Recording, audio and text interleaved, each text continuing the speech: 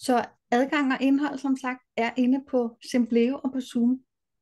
Og du har adgang til materialet af flere veje. Det kan du både via browser, hvor du skal logge ind med dit Simpleo login ID og kodeord. Og så vil medlemssiden nogenlunde til sådan her ud, hvor der er faner her øverst på siden med bonusmateriale og forum osv. Og så kan du også gøre det via den her app, du kan downloade til din smartphone. Jeg tror også, man kan gøre det til tablet. Og der ser ikonet ud, som det gør herude til højre.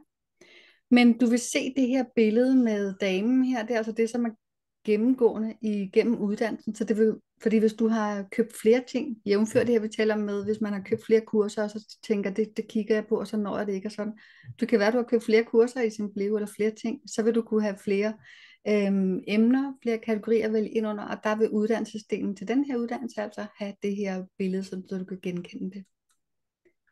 Og når man logger på fra en smartphone, tablet, så vil det se sådan ud, at du ligesom skal folde underkategorierne ud, og det gør du altså på de her tre vandrette linjer heroppe i venstre hjørne, og så vil underkategorierne komme frem, og du går ind på bonuskursus og så videre. Der vil også være, ligesom der er bonus business kursus, så vil en del ekstra materiale, der kommer undervejs her på uddannelsen, det vil også få sit eget menupunkt her under. Og det er, fordi jeg arbejder så intuitivt, så når jeg er i gang, så vil jeg både kunne mærke, hvor I er henne, og jeg vil også kunne mærke, hvad er det, der er ment, også fra den åndelige verden. Hvad er det, der er ment, vi skal have med i den her proces? Hvad er det, vi skal ind i her?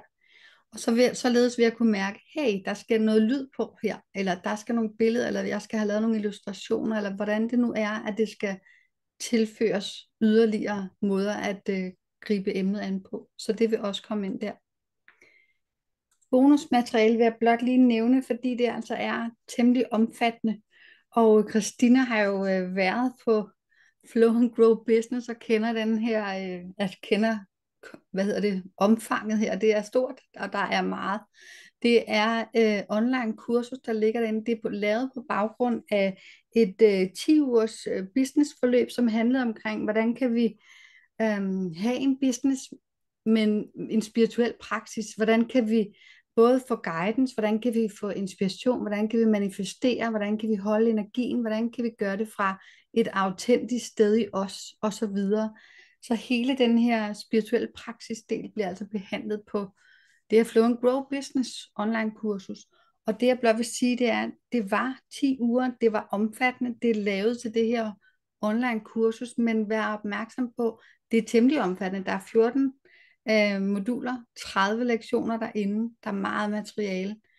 Og uddannelsen her i sig selv vil have meget, I lægger selv den vægt, I bruger med, jeg tror det er 5-6 timer maks om måneden, som er egentlig er fastlagt i forhold til undervisning. Resten bestemmer du selv. Men det jeg tænker, det er, at du vil være igennem nogle processer, du vil være på arbejde, også indre arbejde igennem uddannelsen. Så lad det her Flow and Grow Business være et supplement, og hvis du mærker, at det vil du kigge på efter uddannelsen, eller senere på uddannelsen, eller på et andet tidspunkt, så gør du blot det. Det er blot for, at du har det tilgængeligt, fordi når og hvis du gerne vil have klienter i en spirituel praksis, eller du gerne vil hjælpe, du gerne vil ud og arbejde som spirituel vejleder, så er der rigtig meget god information herinde om, hvordan du har dig med, når du så går ud og agerer, også som spirituel vejleder. Så der ligger en masse indhold. Og det her, det er blot, jeg tænker ikke gå så meget over det, det er alle de moduler, der ligger inde i Flow and Grow Business online kursus. Så det er meget.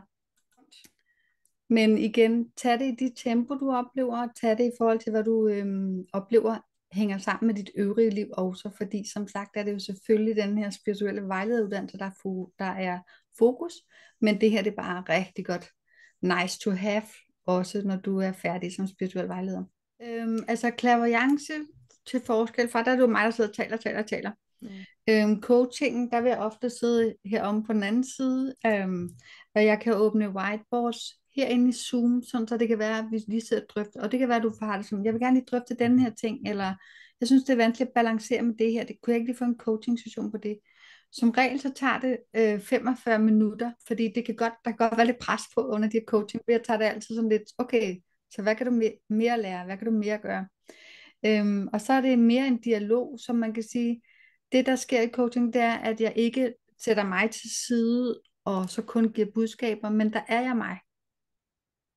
Og meget eller det, som jeg også vil inspirere jer til her i uddannelsen, netop med den her redskabskasse. Så under coaching, der bliver jeg guidet til, hvad for et redskab skal jeg have frem her? Det er det her emne, som du gerne vil have på, du gerne vil have drøftet. Og det kan også være, du har sådan, jeg vil gerne drøfte det her, og jeg aner ikke, hvad det er, vi skal tale om. Jeg kan bare mærke, der ligger noget, jeg gerne vil have belyst på en eller anden måde. Kan vi kigge på det? Og så vil jeg blive guidet clairvoyant til, at jeg vil kunne mærke, ja, det kan vi godt. Og vi skal lige have en whiteboard frem, fordi nu skal vi lige, og du snakker bare, og så skriver jeg ned, for eksempel.